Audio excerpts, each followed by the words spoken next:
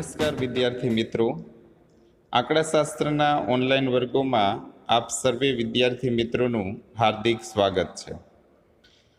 આપણો આંકડાશાસ્ત્રનો 11મા ધોરણનો આ મધ્યસ્થનો ટોપિક છે, એમાં ચોથું સેશન છે.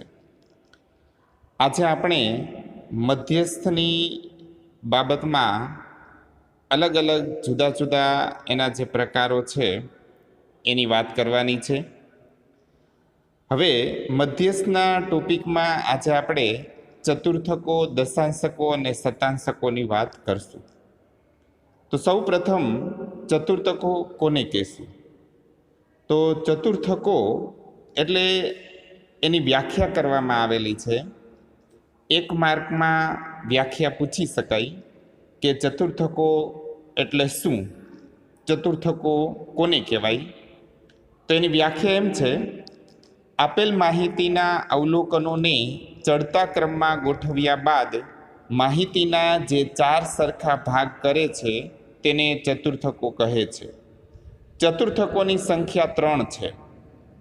આ 3 ચતુર્થકોને અનુક્રમે Q1, Q2 અને Q3 વડે દર્શાવવામાં આવશે.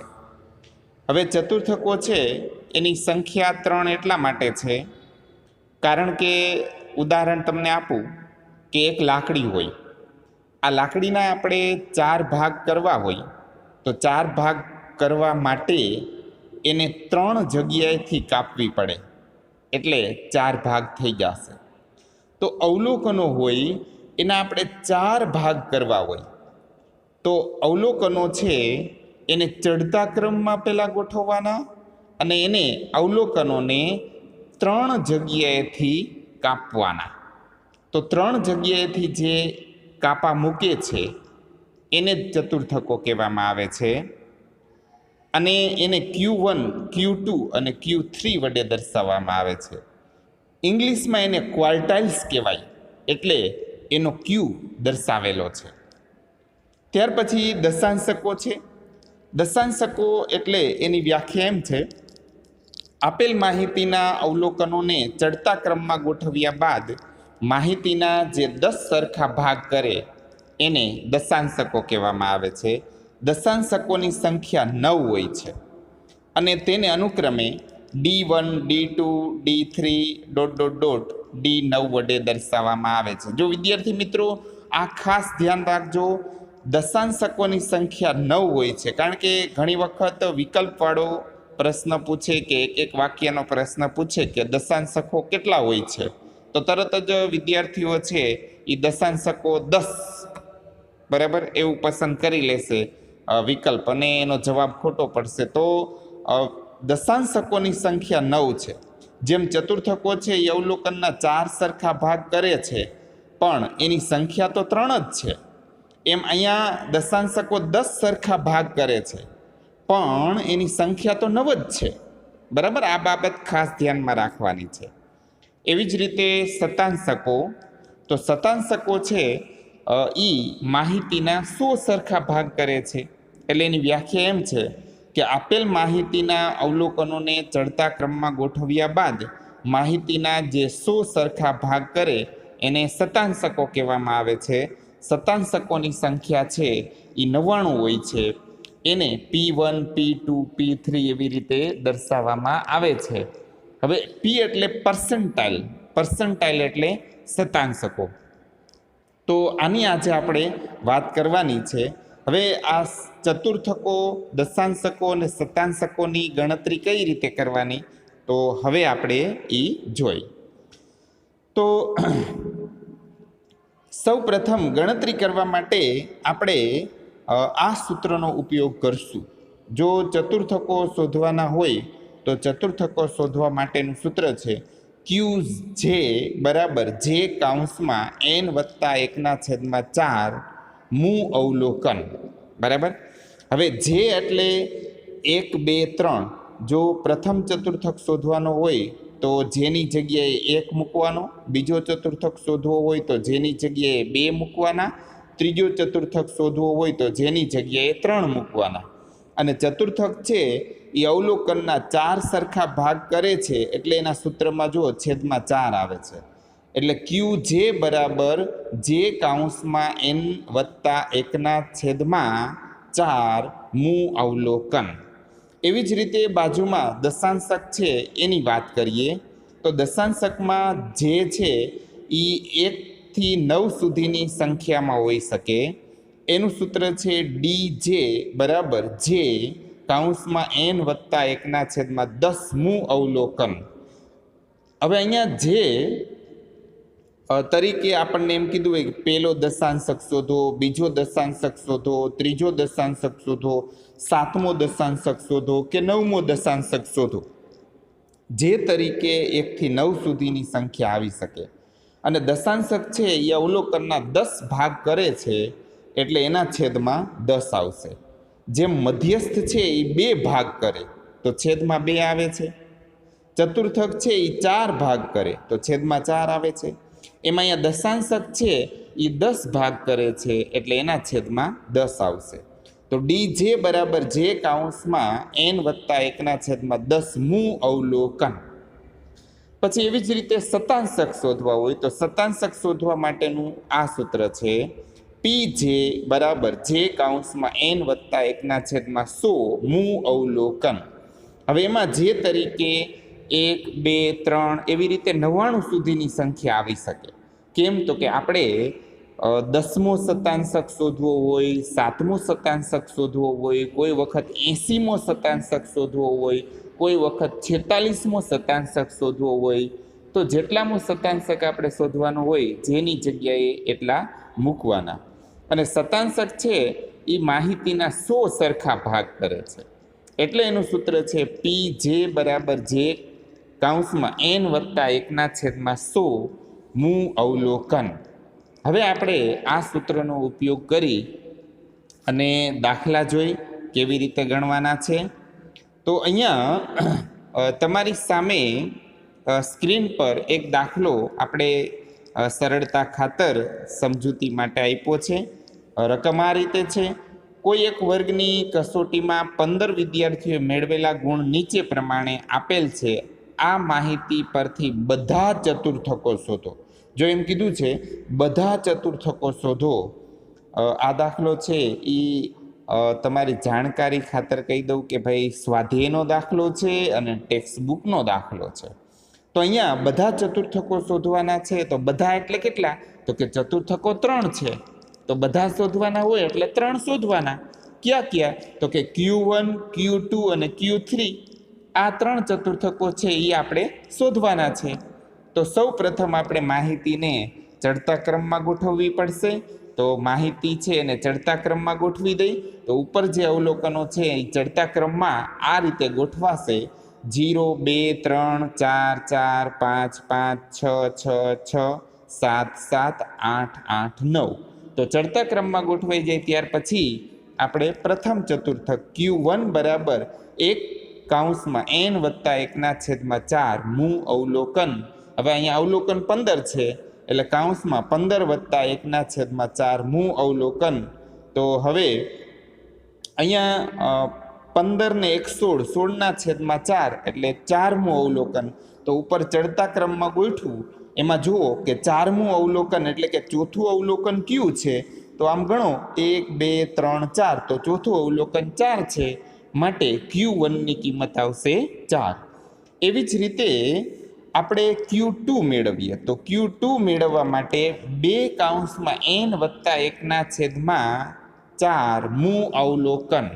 ફરીથી nની જગ્યાએ 15 એટલે 15 વત્તા 1 એટલે 16, 16ના છેદમાં 4, 16 ભાગ્યા 4 એટલે 4 આવશે. તો 2 કૌંસમાં 4 મું અવલોકન. તો અહીંયા 2 ચોકું 8, 8મું અવલોકન. તો ફરીથી આપણે 8મું અવલોકન છે એ જે માહિતીમાં આપ્યું છે તો એ કયું છે? તો 8મું અવલોકન છે એ જુઓ ગણો 1, 2, 3, 4, 5, 6, 7, 8.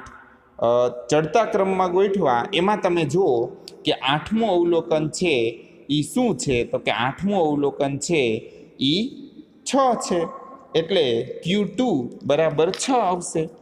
એવી જ રીતે હવે આપણે Q3 મેળવીએ તો Q3 3 કૌંસમાં n વત્તા 1/4 મૂ અવલોકન 3 કૌંસમાં 15 વત્તા 1/4 મૂ અવલોકન 15 વત્તા 1 એટલે 16 16/4 એટલે 4 તો 3 ચોકું 12 તો 12મું અવલોકન ફરીથી તમે ચડતા ક્રમમાં જુઓ ચડતા ક્રમમાં 12મું અવલોકન છે એ ક્યુ છે તો 12મું અવલોકન છે એ 7 છે એટલે માહિતીનો જવાબ 7 આવશે અહીંયા બીજો દાખલો આપણે ગણશું 15 સૈનિકોની ઊંચાઈ સેન્ટીમીટરમાં આપણને આપી છે તો આના આધારે આપણે Q1 Q2 Q3 D4 અને P60ની કિંમત શોધવાની છે તો માહિતીને સૌપ્રથમ આપણે ચડતા ક્રમમાં ગોઠવવાની છે તો અહીંયા આપણે સૌપ્રથમ માહિતીને ચડતા ક્રમમાં ગોઠવી દીધી છે જો આપણે દાખલો ગણીએ ત્યારે ધ્યાન રાખવાનું કે માહિતીને આપણે ચડતા ક્રમમાં ગોઠવીએ ને તો પાછા અવલોકન ગણી લેવાના કે જેટલા ઉપર માહિતીમાં આપ્યા છે એટલા ને એટલા થઈ જાય છે ને બરાબર એક અવલોકન ઘટતું નથી ને નહીતર આપણો જવાબ ખોટો પડશે તો અહીંયા આપણે Q1 મેળવશું તો સૂત્ર Q1 બરાબર 1 વત્તા n વત્તા 1/4 મૂ અવલોકન એટલે 15 વત્તા 1/4 એટલે 16/4 મૂ અવલોકન એટલે ચોથું અવલોકન તો ચોથું અવલોકન છે એ અહીંયા 160 મળે છે ત્યારબાદ હવે Q2 મેળવશું તો Q2માં 2 કૌંસમાં n વત્તા 1/4 મૂ અવલોકન ફરીથી 15 વત્તા 1 એટલે 16/4 એટલે 4મું અવલોકન તો 2 ગુણ્યા 4 એટલે 8મું અવલોકન માહિતીમાં 8મું અવલોકન ગણો 167 આવે છે ત્યારબાદ Q3ની કિંમત તો Q3ની કિંમત એનું સૂત્ર 3 કૌંસમાં n વત્તા 1/4 મૂ અવલોકન એટલે 16/4 એટલે 4 તો 3 ચોકું 12મું અવલોકન માહિતીમાં 12મું અવલોકન 175 છે ત્યારબાદ આપણે D4 મેળવશું તો એનું સૂત્ર D4 બરાબર 4 કૌંસમાં n વત્તા 1/10મું અવલોકન જો એમાં અહીંયા દશાંશક છે એટલે છેદમાં 10 આવશે તો 15 વત્તા 1 એટલે 16 4 કૌંસમાં 16/10 પહેલાં આપણે અહીંયા ભાગાકાર કરી લેવાનો એટલે 16 ભાગ્યા 10 એટલે 1.6 તો 4 ગુણ્યા 1.6 એટલે 6.4મું અવલોકન એ બંનેનો ગુણાકાર 6.4 આવશે તો અહીંયા એક ખાસ સમજવાનું છે 6.4મું અવલોકન એટલે છઠ્ઠું અવલોકન પ્લસ જે 0.4 છે ને 0.4 કૌંસમાં 7મું અવલોકન માઇનસ છઠ્ઠું અવલોકન તો 7મું અવલોકન 167 છે માઇનસ છઠ્ઠું અવલોકન 167 છે એટલે 167 માઇનસ 167 એટલે કૌંસમાં આવશે 0 તો 167 પ્લસ 0.4 કૌંસમાં 0 એટલે 0નો ગુણાકાર તો 0.4 આરે થશે એટલે જવાબ 0 થઈ જશે એટલે જવાબ 167 બરાબર છે ત્યારબાદ હવે આપણે મેળવશું P60 તો 60 કૌંસમાં n વત્તા 1/100 મૂ અવલોકન તો અહીંયા તમે જો કે છેદમાં 100 આવશે કારણ કે આપણે શતાંશક શોધવાનો છે તો હવે 60 અને અહીંયા કૌંસમાં 15 વત્તા 1/100 એટલે 16/100 એટલે 0.16 તો 60 ગુણ્યા 0.16 એટલે 9.60મું અવલોકન એટલે 9મું અવલોકન પ્લસ 0.60 કૌંસમાં 10મું માઇનસ 9મું તો 10મું 170 છે 9મું 167 છે તો 0.60 કૌંસમાં 3 એટલે હવે એનો 3 હારે ગુણાકાર કરશું તો 167 પ્લસ 1.80 એટલે 168.80 સેન્ટીમીટર બરાબર તો એ આપણને P60ની કિંમત મળે છે અહીંયા એક ટેક્સ્ટબુકનું ઉદાહરણ છે એ આપણે સમજી લઈશું ઉદાહરણ 25 એમાં એક બેટ્સમેનની તેની 20 ઇનિંગમાં જે સ્કોર કરેલા રન છે એ આપણને આપ્યા છે એના ઉપરથી Q1 D7 અને P40 શોધવાના છે તો આ આપણને અવલોકન આપ્યા છે બરાબર તો અવલોકનને પહેલાં આપણે ચડતા ક્રમમાં ગોઠવી દઈશું તો આ રીતે આપણે અવલોકનને ચડતા ક્રમમાં ગોઠવી દીધા છે હવે ચડતા ક્રમમાં ગોઠવાઈ જાય ત્યાર પછી Q1ની કિંમત તો Q1નું સૂત્ર Q1 બરાબર 1 કૌંસમાં n વત્તા 1/4 મૂ અવલોકન તો અહીંયા 20 અવલોકન છે એટલે 20 ને 1 21, 21 ભાગ્યા 4 એટલે 5.25મું અવલોકન, એટલે 5મું અવલોકન પ્લસ 0.25મું એમાં કાઉન્સમાં છઠ્ઠું માઇનસ 5મું અવલોકન, તો છઠ્ઠું 29 માઇનસ 5મું 28, એટલે 1 આવશે તો 0.25 ગુણ્યા 1 એટલે 0.25 જ આવશે, તો 28 પ્લસ 0.25 એટલે 28.25. ત્યારબાદ આપણે શોધવાનું છે D7, તો 7 કાઉન્સમાં n વત્તા 1/10મું અવલોકન, તો અહીંયા 20 વત્તા 1/10 એટલે 21 ભાગ્યા 10 એટલે 2.1, 7 ગુણ્યા 2.1 એટલે 14.7. હવે 14.7મું અવલોકન એટલે 14મું અવલોકન પ્લસ 0.7 એમાં કાઉન્સમાં 15 માઇનસ 14, તો 0.7માં 15મું અવલોકન છે એ 63 છે, 14મું છે એ 62 છે, તો 63 માઇનસ 62 એટલે 1 આવશે, તો 0.7 કાઉન્સમાં 1, હવે એનો 1 આરે ગુણાકાર થાય તો 0.7 જ આવશે, તો 62 પ્લસ 0.7 એટલે 62.7. અને છેલ્લે હવે P40, તો 40 કાઉન્સમાં n વત્તા 1/100, જો શતાંશક છે એટલે છેદમાં 100 લખ્યા છે, તો 40 અને 20 વત્તા 1/100, 20 ને 1 21, 21/100 એટલે 0.21. હવે 40 ગુણ્યા 0.21 કરો એટલે 8.4 આવશે, તો 8 વત્તા 0.4મું અવલોકન, 0.4 એટલે એમાં 9મું માઇનસ 8મું અવલોકન, તો 8મું અવલોકન 32 છે પ્લસ 0.4, 40, 9મું અવલોકન 40 છે અને 8મું અવલોકન છે એ 32 છે, તો 4 માઇનસ અહીંયા કણે જે 40 માઇનસ 32 છે એનો જવાબ 8 આવશે, તો 0.4 ગુણ્યા 8 એટલે 3.2 આવશે, તો 32 પ્લસ 3.2 એટલે 35.2. તો આ રીતે આપણને 3 જવાબ મળી ગયા છે. તો વિદ્યાર્થી મિત્રો, હવે તમને ચતુર્થક, દશાંશક અને શતાંશક મેળવતા આવડી ગયું હશે.